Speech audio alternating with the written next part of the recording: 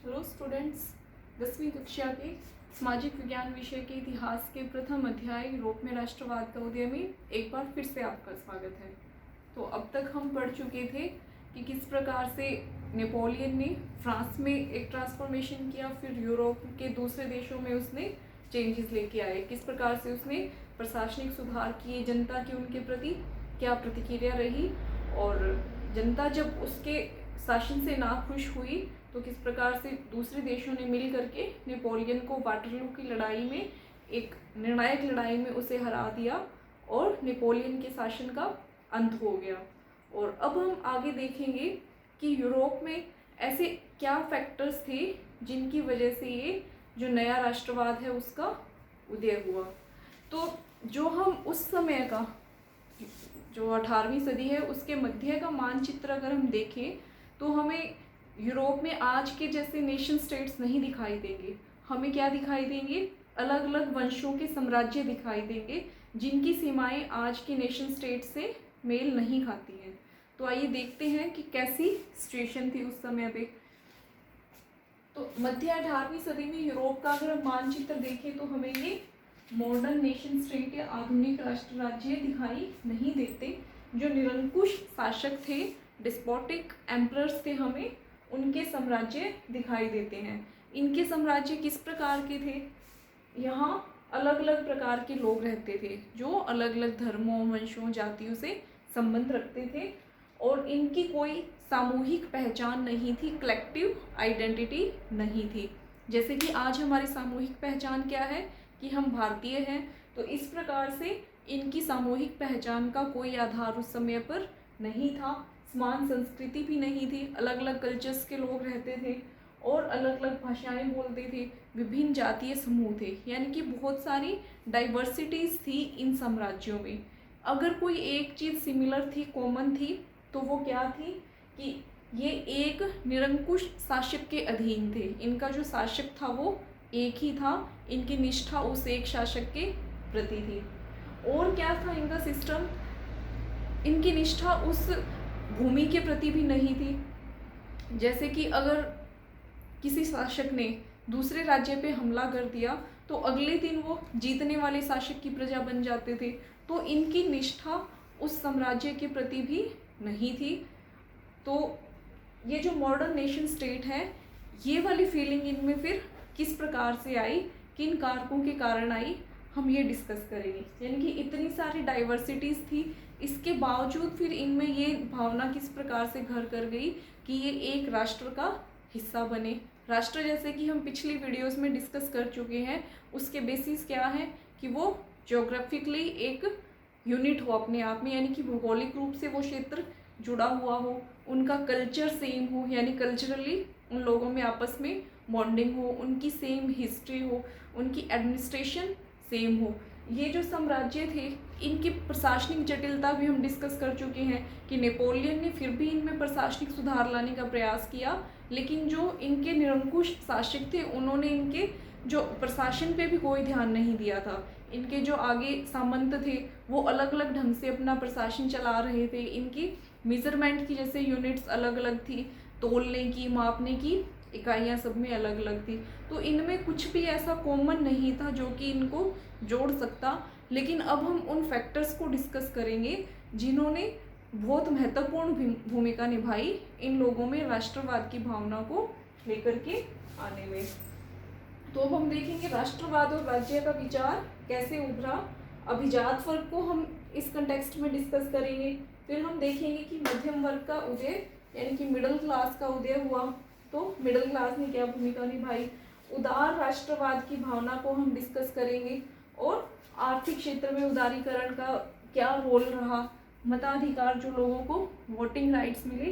एक एक करके हम इन सब सेक्शंस को डिस्कस करेंगे कि इन्होंने किस प्रकार से यूरोप में राष्ट्रवाद को लाने में महत्वपूर्ण भूमिका निभाई। तो अब हम डिस्कस करेंगे उन इम्पोर्टेंट फैक्टर्स को जो यूरोप में राष्ट्रवाद की भावना को लेकर के आए। तो पहले इसमें हम देखेंगे कि उस समय पर जो कुलीन वर्ग था, अभिजात वर्ग था, वो कैसा था। क्योंकि अब हम पढ़ेंगे कि ये जो कुलीन वर्ग है ये एंड पे जा रहा था, यानी कि इसका पतन हो रहा था, एरिस्टोक्रेसी खत्म होगी और नए मध्यम वर्ग का उदय होगा। तो पहले हमें इसकी विशेषताओं को भी जानना जरूरी है कि जो कुलीन वर्ग है उनकी सोसाइटी कैसी थी, उनका रहन सहन कैसा था।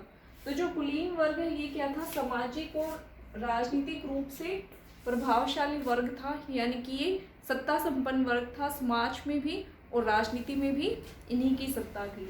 तो ये क्या था, सत्ता संपन्न वर्ग था और इन सबकी जीवन शैली एक जैसी थी, चाहे कि ये फ्रांस में हो, जर्मनी में हो, स्विट्जरलैंड में हो। जो एलीट क्लास थी, कुलीन वर्ग था, उन सबके रहन सहन का ढंग एक ही जैसा था। तो इसलिए ये आपस में इनमें ये यूनिटी की भावना थी कि हम एलीट क्लास से संबंधित हैं, तो आपस में ये एक सूत्र में बंधे रहते थे, इनका लाइफस्टाइल एक जैसा था। और इन लोगों की जो जमीन जायदादें थी वो कहाँ होती थी, ग्रामीण इलाकों में, और रहते कहाँ थे ये, शहरों में। इनके जो बंगले थे वो शहरों में होते थे और गांवों में जो इनके लिए गरीब किसान मजदूर है वो लोग खेतियां करते थे। फिर आपस में ही इनके जो शादियां है वो ये आपस में ही करते थे, यानी कि जो अपनी श्रेणी के, अपनी क्लास के लोग हैं उन्हीं से ये वैवाहिक संबंध स्थापित करते थे। फिर इनकी संख्या कम थी, जैसे कि हम आज भी अपने समाज में देखते हैं कि जो सत्ता संपन्न वर्ग हैं, चाहे वो हम मंत्री वर्ग में ले लें, तो उनकी संख्या कम होगी और आम लोगों की संख्या ज़्यादा होगी। जैसे अमीर या पूंजीपति उद्योगपति लोग भी आज भी हमारे समाज में ये कम संख्या में है और आम जो जनता है, मध्यम वर्ग है या फिर निम्न वर्ग है, उनकी संख्या ज़्यादा है। तो इसी प्रकार से उस समय भी यूरोप में इस क्लास के लोग कम संख्या में थे और अपनी खास पहचान के लिए फ्रेंच भाषा बोलते थे और आपस में ये कूटनीतिक संबंध बनाए रखने के लिए भी फ्रेंच भाषा का यूज़ करते थे, यानी कि फ्रेंच भाषा को ये as a status symbol use करते थे कि जो उच्च श्रेणी के लोग हैं वही इसको यूज़ कर रहे हैं। तो अब हम इस टाइम के दौरान देखेंगे कि किस तरीके से इनके जो विशेषाधिकार है वो समाप्त हो रहे थे और जो नया मध्यम वर्ग है वो उदय हो रहा था। तो जो मध्यम वर्ग है उसका उदय कैसे हुआ, उद्योगों के विकास के कारण। जो यूरोप के काफ़ी सारे शहर हैं वहाँ पे क्या हुआ, नई नई इंडस्ट्रीज़ लगने लगी और जहाँ पर इंडस्ट्रीज़ लगेगी वो शहर फिर और ज़्यादा विकसित होंगे। तो शहरों का विकास हुआ। उद्योगों के कारण क्या हुआ, एक नए व्यवसायिक वर्ग का उदय हुआ। इस वर्ग का उद्देश्य क्या था, बाजार के लिए उत्पादन करना, यानी कि मार्केट में जिस चीज़ की डिमांड होगी उसके लिए उत्पादन करते थे। और बाजार के लिए उत्पादन कहाँ पर होगा, फैक्ट्रीज़ में होगा, कारखानों में होगा। तो कारखानों में हमें किन किन की ज़रूरत होगी, उद्योगपतियों, मालिकों की भी और मजदूरों की भी। तो इससे दो नए सामाजिक वर्ग अस्तित्व में आए। एक वर्ग क्या था, मजदूर वर्ग था और दूसरा था मध्यम वर्ग। तो मध्यम वर्ग में हम किस किस को रखेंगे, उद्योगपति, व्यापारी, व्यवसायी, बिजनेसमैन जो भी है, इनको हम मध्यम वर्ग में रखेंगे। ये शिक्षित लोग थे, ये अनपढ़ लोग थे। तो यहाँ पे यूरोप में जो राष्ट्रवाद लेकर आने में महत्वपूर्ण भूमिका निभाई वो इस शिक्षित वर्ग ने निभाई। तो एक्स्ट्रा नॉलेज बॉक्स में आज हमारे पास क्या है कि इंग्लैंड में औद्योगिकरण पहले हो गया था कंपैरेटिवली फ्रांस और जर्मनी से।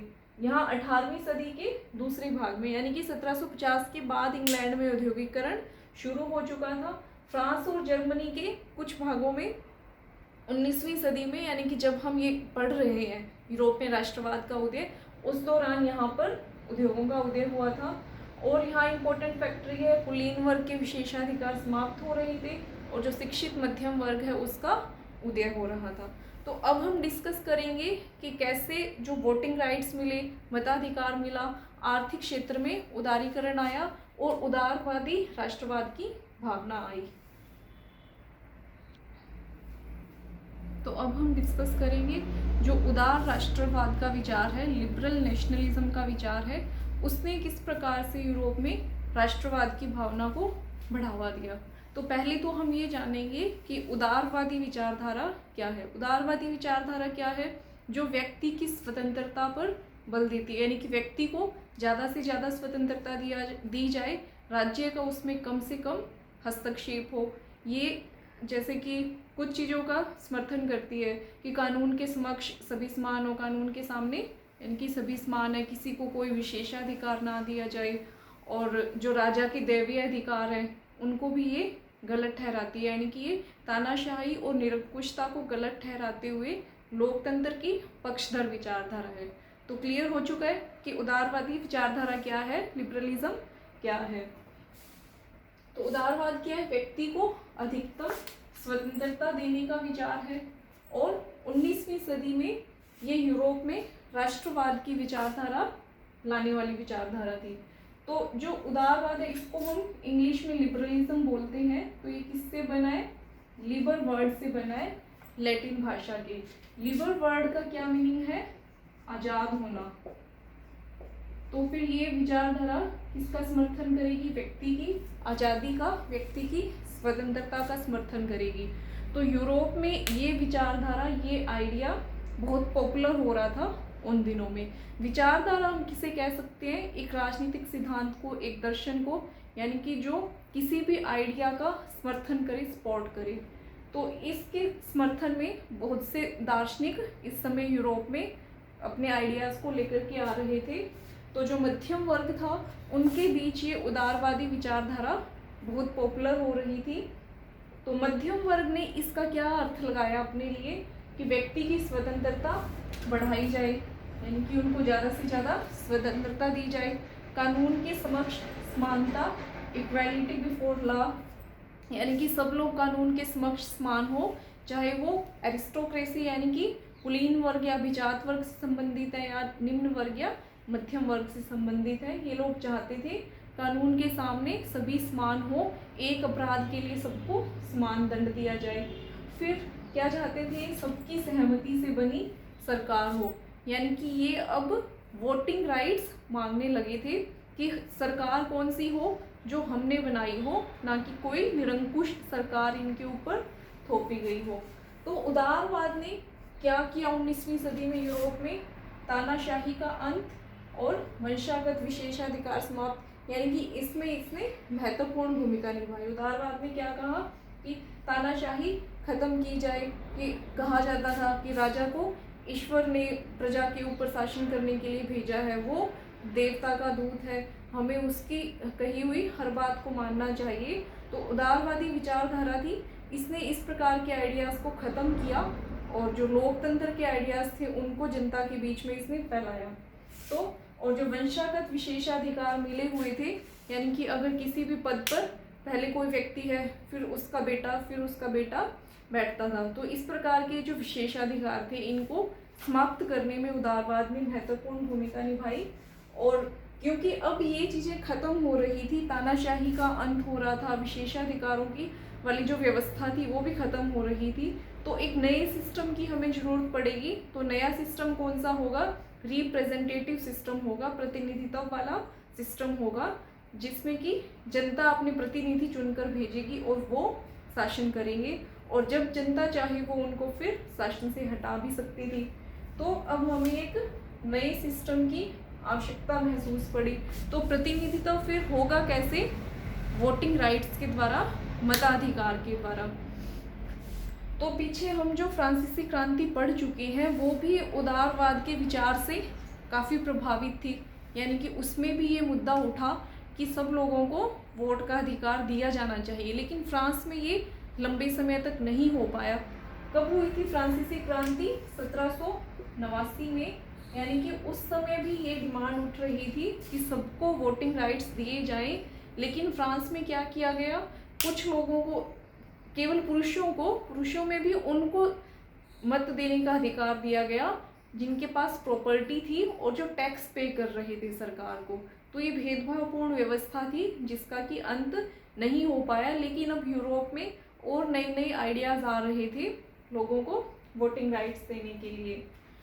केवल जैकोबिन शासन के समय में सभी पुरुषों को, जो सभी वयस्क पुरुष थे उन्हें वोट डालने का अधिकार मिला था, लेकिन जैकोबिन शासन के बाद फिर नेपोलियन आ जाता है। 1804 में उसने नेपोलियन संहिता लागू की थी, तो उसमें उसने फिर से ये वोटिंग राइट्स वापस ले लिए थे, और सिर्फ जो संपत्तिवान पुरुष थे, यानी कि जिनके पास प्रॉपर्टी थी जो टैक्स पे कर रहे थे उन्हीं को वोटिंग राइट्स दिए गए, और जो महिलाएं थी उनको क्या दर्जा दिया गया था, नाबालिग का, यानी कि वो महत्वपूर्ण फैसले नहीं ले सकती, इसलिए महिलाओं को उसने वोटिंग राइट्स नहीं दिए, तो महिलाओं से उसने ये मताधिकार छीन लिया। तो 19वीं और 20वीं सदी में यूरोप में क्या हो रहा था, जो महिलाएं थी और जो संपत्ति विहीन पुरुष थे वो अपने लिए क्या मांग कर रहे थे, वोटिंग राइट्स की मांग कर रहे थे कि उन्हें भी समानता के आधार पर मत देने का अधिकार दिया जाए। तो एक्स्ट्रा नॉलेज बॉक्स में हमारे पास यहाँ क्या है, उदारवादी विचारधारा के बारे में, कि इस विचारधारा ने इतिहास में बहुत सी क्रांतियों को प्रेरित किया है। जैसे 1688 में ब्रिटेन की ग्लोरियस रिवॉल्यूशन हुई, जिसे कि हम महान क्रांति के नाम से भी जानते हैं। फिर 1776 में यूएसए में जो स्वतंत्रता संग्राम हुआ वो भी उदारवादी विचारधारा से प्रेरित था, और फ्रांसीसी क्रांति के बारे में अभी हम डिस्कस कर चुके हैं कि ये भी उदारवादी विचारधारा से प्रभावित थी। और अब जो यूरोप में राष्ट्रवाद आ रहा है ये भी उदारवादी विचारधारा से प्रभावित था। तो अब हमारा एक पॉइंट रह गया यहाँ पर कि जो आर्थिक क्षेत्र में उदारवाद था उसने यूरोप में राष्ट्रवाद को किस प्रकार से प्रेरित किया। अब हम डिस्कस करेंगे आर्थिक क्षेत्र में उदारीकरण ने किस प्रकार से यूरोप में राष्ट्रवाद को बढ़ावा दिया। तो पहले हम देखेंगे आर्थिक क्षेत्र में उदारीकरण का क्या अर्थ है। पहले जैसे हमने राजनीतिक क्षेत्र में उदारीकरण का अर्थ पढ़ा था कि सभी को मताधिकार दिया जाए, विशेषाधिकारों की समाप्ति हो, कानून के समक्ष समानता हो। तो अब हम आर्थिक उदारीकरण में देखेंगे कि यहाँ पर क्या क्या सिस्टम होना चाहिए। जो बाजार है वो नियंत्रण से मुक्त होने चाहिए, यानी कि राज्य का जो अनावश्यक नियंत्रण है वो नहीं होना चाहिए। वस्तुओं के आवागमन पर भी राज्य का नियंत्रण समाप्त हो। जैसे कि हमने पहले पढ़ा था कि उस समय पे जो यूरोप के राज्य थे उनका जो प्रशासनिक विभाजन था वो बहुत जटिल था। हालांकि नेपोलियन ने उस प्रशासनिक विभाजन को सरल करने की कोशिश भी की थी, लेकिन उस समय के जो राज्य थे वो बहुत सी छोटी छोटी इकाइयों में बंटे हुए थे। और अगर किसी व्यापारी को व्यापार करना होता था, यानी कि अपना सामान अगर उसको एक शहर से दूसरे शहर में बेचना होता था, काफ़ी दूर अगर उसको लेके जाना होता था, तो उस पर उसको बहुत सारे नाकों पर टैक्स देना पड़ता था। तो इस सारे घटनाक्रम को हम अभी डिस्कस करेंगे। तो जो नवोदित मध्यम वर्ग था, हमने पढ़ा था कि वहाँ जो यूरोप के राष्ट्र थे, फ्रांस है, जर्मनी है, वहाँ पर औद्योगिक क्रांति हुई, जिससे कि एक नए मध्यम वर्ग का उदय हुआ, जिसमें कौन कौन थे, उद्योगपति, व्यापारी, व्यवसायी, ये लोग शामिल थे। तो ये लोग क्या मांगे कर रहे थे कि बाजारों की मुक्ति की जाए, यानी कि बाजार पर से राज्य का नियंत्रण हटाया जाए और उनको जो वस्तुएं एक राज्य से दूसरे राज्य में लेकर जानी है उस पर से भी राज्य का नियंत्रण कम किया जाए। तो ये नवोदित मध्यम वर्ग ये दोनों मांगे कर रहा था। अब यहाँ पर हम जर्मनी का एग्जाम्पल लेंगे, उससे हम इसे समझने की कोशिश करेंगे कि ये मध्यम वर्ग ये दोनों मांगे क्यों कर रहा था। तो 19वीं सदी के आरंभ में 39 ऐसे प्रांत थे जहाँ पर जर्मन भाषा बोली जाती थी, और आगे फिर ये प्रांत छोटी छोटी इकाइयों में बंटे हुए थे। जैसे आज हमारे देश में राज्य हैं, फिर ये राज्य आगे जिलों में बंटे हुए हैं। इसी तरीके से ये जो जर्मन भाषी प्रांत थे आगे और छोटे छोटे डिविजन्स में ये बंटे हुए थे, और हर इकाई की क्या थी, अलग अलग मुद्रा थी। जैसे अगर आज के समय में हम ये इमेजिन करें कि हमारे देश में जितने राज्य हैं और फिर राज्यों में आगे जितने जिले हैं उन सब की अलग अलग मुद्राएं हो, अलग अलग मापने का ढंग हो, यानी कि किलो में कोई तो 1000 ग्राम ले रहा है, कोई 900 ग्राम, कोई 800 ग्राम। और जैसे मुद्रा हम सुनते हैं कि भारत की मुद्रा रुपया है, अमेरिका की डॉलर है और यूरोप की पौंड है। तो इस तरीके से जो हर एक अगर जिले की मुद्रा अलग अलग हो तो हम सोच सकते हैं कि व्यापार करना कितना मुश्किल हो जाएगा, क्योंकि जो एक ही छोटा सा भौगोलिक क्षेत्र है या एक ही जिला है वो अपने आप में आत्मनिर्भर नहीं हो सकता, सारी चीज़ों का तो वो उत्पादन नहीं कर सकता, उसे काफ़ी सारी चीज़ें दूसरे जिलों को भी बेचनी पड़ती हैं और लेके भी आनी पड़ती है। लेकिन उस समय पर यह जटिलता थी कि हर एक इकाई की अलग अलग मुद्रा थी, अलग अलग मापन प्रणाली थी। तो इन जटिलताओं के कारण क्या था, व्यापार करना बहुत कठिन था और सरकार का भी बहुत ज़्यादा नियंत्रण था, यानी कि उनसे व्यापारियों से बहुत ज़्यादा टैक्स लिए जाते थे। तो इनके कारण ये जो मध्यम वर्ग था वो क्या चाह रहा था कि आर्थिक क्षेत्र में भी उदारवाद लेकर के आया जाए। अब जैसे ये जो जर्मन प्रांत थे, इनमें हैम्बर्ग से न्यूरेमबर्ग, एक शहर से दूसरे शहर, ये लगभग 464 किलोमीटर है। अगर इतनी दूरी में भी किसी व्यापारी को अपना सामान लेकर जाना होता था तो उसे 11 नाकों पर टैक्स देना पड़ता था। कितना? 5% हर एक पर। और फिर ये टैक्स लेने के भी तरीके अलग अलग थे, क्योंकि उनके मापने की इकाइयाँ अलग अलग थी, हर एक की मुद्रा अलग अलग थी। तो बहुत ज़्यादा उनके लिए व्यापार करना मुश्किल था, एक जटिल प्रक्रिया थी। इससे वो हतोत्साहित होकर के दूसरी जगहों के दूसरे क्षेत्रों के साथ व्यापार करना ही नहीं चाहते थे। तो इन्होंने फिर क्या मांग की कि जो माहौल है वो व्यवसाय के प्रतिकूल है, इसलिए एकल आर्थिक क्षेत्र बनाया जाए, यानी कि ऐसा क्षेत्र हो जिसमें आपस में हम एक जगह से दूसरी जगह सामान लेकर के जाएं तो उनको कोई टैक्स का भुगतान ना करना पड़े। तो ये इस क्षेत्र की मांग कर रहे थे। तो इसमें सबसे पहले ये जो 39 जर्मन भाषी प्रांत थे, इनमें एक प्रांत था प्रशा। तो 1834 में प्रशा ने पहल की और इसने एक कॉमन शुल्क संघ बनाया, जिसको क्या नाम दिया गया था? जोल्वेराइन। ये उनके जर्मन भाषा में नाम था उनके संघ का। जोल्वेराइन के नाम से ये संघ बनाया उन्होंने इन सभी जर्मन भाषी प्रांतों का। और इसके द्वारा क्या किया गया? ये जो सारे टैक्स नाके थे, जैसे पहले हमने ऊपर डिस्कस किया, इन टैक्स नाकों को समाप्त कर दिया गया। और जो पहले मुद्राओं की संख्या 30 थी, इन मुद्राओं की संख्या घटा करके 2 कर दी गई, यानी कि ये व्यापार अब इन्हीं मुद्राओं में ही करेंगे। और इसके साथ साथ फिर रेलवे का भी विस्तार हुआ। रेलवे ने यूरोप में एकीकरण में महत्वपूर्ण भूमिका निभाई और एकीकरण के कारण फिर यूरोप में राष्ट्रवाद को बढ़ावा मिला। जैसे कि हम भारत में जब राष्ट्रवाद का विकास पढ़ते हैं तो हम देखते हैं कि किस प्रकार रेलवे ने पूरे देश को जोड़ा, उसी प्रकार से रेलवे ने ये भूमिका यूरोप में भी निभाई। तो रेलवे ने भी इन राष्ट्रों के लोगों को आपस में जोड़ने का कार्य किया और वहाँ पर फिर जो है राष्ट्रवाद का विचार है वो मजबूत हुआ। तो ये तो हमने कुछ कंसेप्ट्स क्लियर किए कि किस प्रकार से यूरोप में राष्ट्रवाद की भावना मजबूत हुई। अब आगे हम एक और घटनाक्रम देखेंगे कि किस प्रकार से यूरोप में फिर से एक रूढ़िवाद वापस आ गया था। जैसे पीछे हम पढ़ चुके हैं कि नेपोलियन की हार हो चुकी थी और जो रूढ़िवादी विचारधारा के लोग थे, यानी कि जो फिर से चाहते थे कि नहीं, लोकतंत्र नहीं आना चाहिए, तानाशाही होनी चाहिए, तो कुछ समय के लिए हमें फिर से एक बार यूरोप में ये तानाशाही देखने को मिलेगी। और फिर हम देखेंगे कि वो किस प्रकार से तानाशाही खत्म होती है और लोकतंत्र का आवागमन होता है। तो अगली वीडियो में हम देखेंगे कि 1815 के बाद यूरोप में एक बार फिर से रूढ़िवाद किस प्रकार से आया। तो ये टॉपिक आपको अच्छे ढंग से समझ में आ चुका होगा। आज के लिए इस वीडियो में इतना ही। धन्यवाद।